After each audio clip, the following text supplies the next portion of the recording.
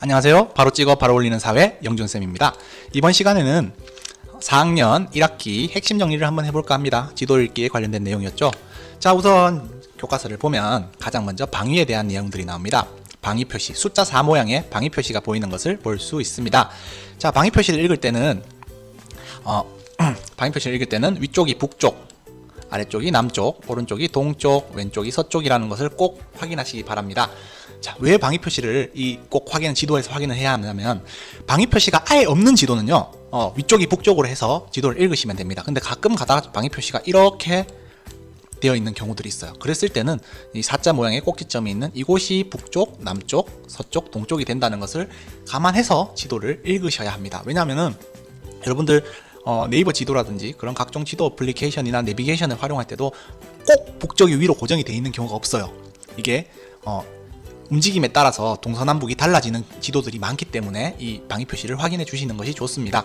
그래서 그리고 오른쪽에 있는 것은 사방위로 이야기를 다 못하기 때문에 더 자세하게 8방위 또는 16방위, 24방위까지 이렇게 표시가 되어 있는데, 초등 수준에서는 요 8방위까지만 표시를 알면 될 것 같습니다. 자, 예를 들어서 8방위를 읽을 때는 이렇게 동서남북 4개 방향 외에 4개 방향이 더 추가되는데, 이 방향들은 북과 남쪽을 기준으로 해서 북쪽을 먼저 쓰고 동쪽, 북쪽을 먼저 쓰고 서쪽, 남쪽을 먼저 쓰고 서쪽, 남쪽을 먼저 쓰고 동쪽, 이렇게 읽어주시면 됩니다.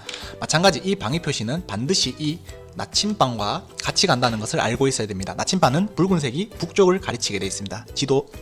지도를 볼 때 이 나침반의 붉은색이 북쪽을 가리친다 라고 알고 있으면 될 것 같습니다. 자석이죠. 가운데는 북쪽, 남쪽, 동쪽, 서쪽입니다.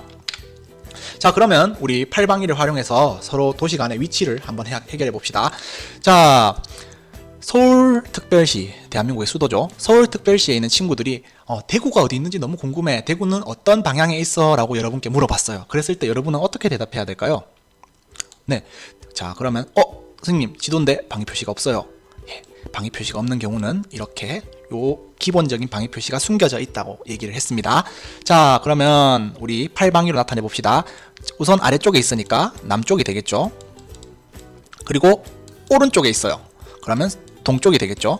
자, 그러면 8방위로 표시할 때는 북쪽과 남쪽을 먼저 쓴다 했죠. 남쪽을 먼저 쓰고 동쪽. 그러면 자, 대구는 서울특별시에서 남동쪽에 위치하고 있어요 라고 친구들한테 답변을 해주면 되겠죠. 자, 한 개 더 해봅시다. 하나만 더 해보도록 하죠.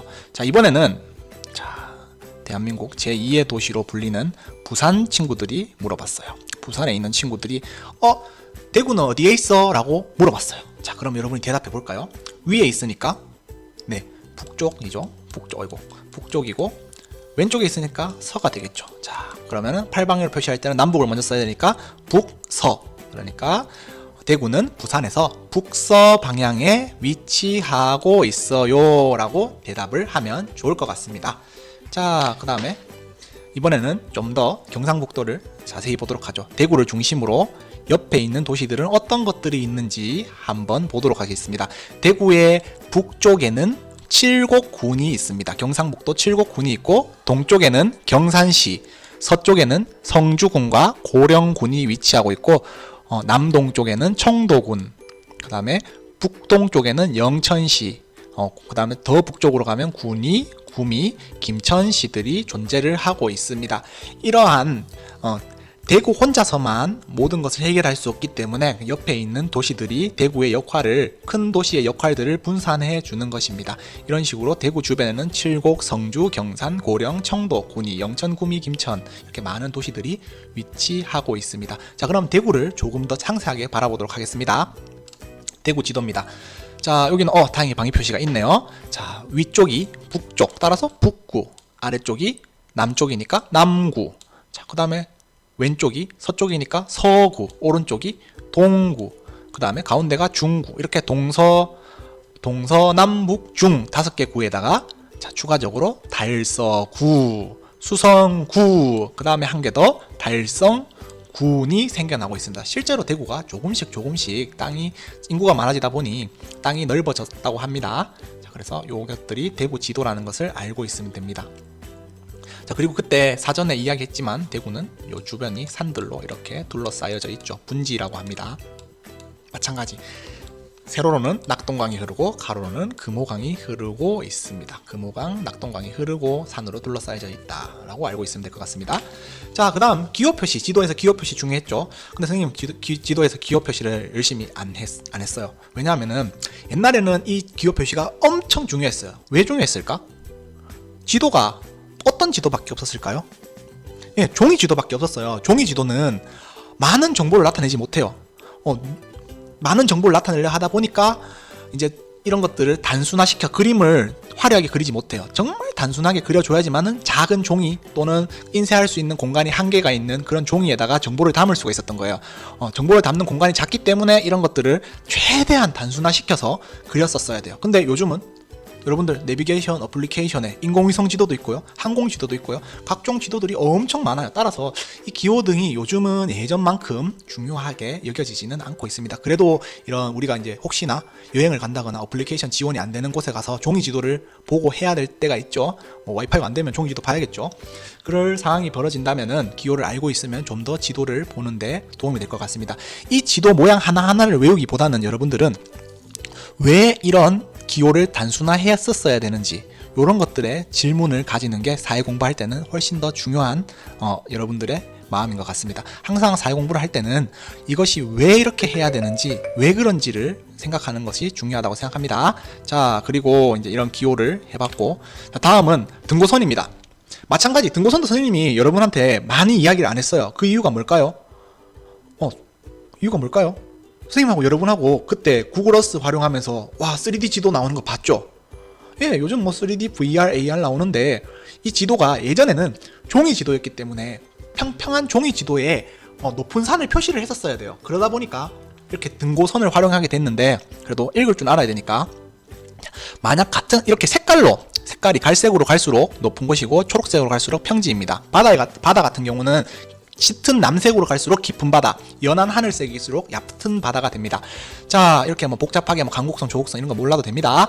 자, 여러분이 알고 있어야 되는 것은 원이 넓게 그려진 산은요, 이렇게 그려진 산, 이거 그림이 이상하네. 자, 이렇게 그려진 산은 산이 가파르지 않아요. 산이 뾰족하지 않아요. 뾰족하지 않고 그냥 산이 이런 느낌이라면은, 자, 원이 이렇게 좁게 여러 개의 원이 막 이렇게 그려진 산은 이렇게 높은 산이라고 그것만 알고 있으면 돼요. 그래서 이 간격이 넓으면은 산이 완만하구나, 간격이 이렇게 좁으면은 산이 엄청 이 부분은 급하구나 라는 것만 여러분이 알고 있으면 됩니다.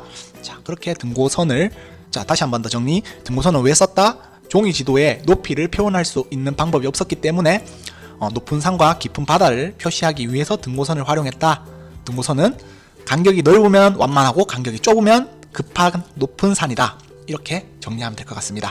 자, 그 다음 중요한 거 축척입니다. 축척. 이거 계산하기 너무너무 어려워요. 축척은 뭐냐면은 우리 실제 땅이 너무 넓잖아요. 이것을 작은 종이에다가 표현하기 위해서 사용했던 방법입니다.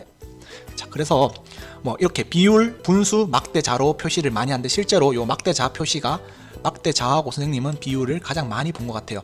읽을 때는 1대 5만 이라고 읽어주시면 될 것 같습니다. 자, 그리고 막대자 표시는 1cm가 500m를 표현합니다 라고 이렇게 읽어주시면 될 것 같습니다. 그래서 실제 지도에서 자, 한번 해보죠.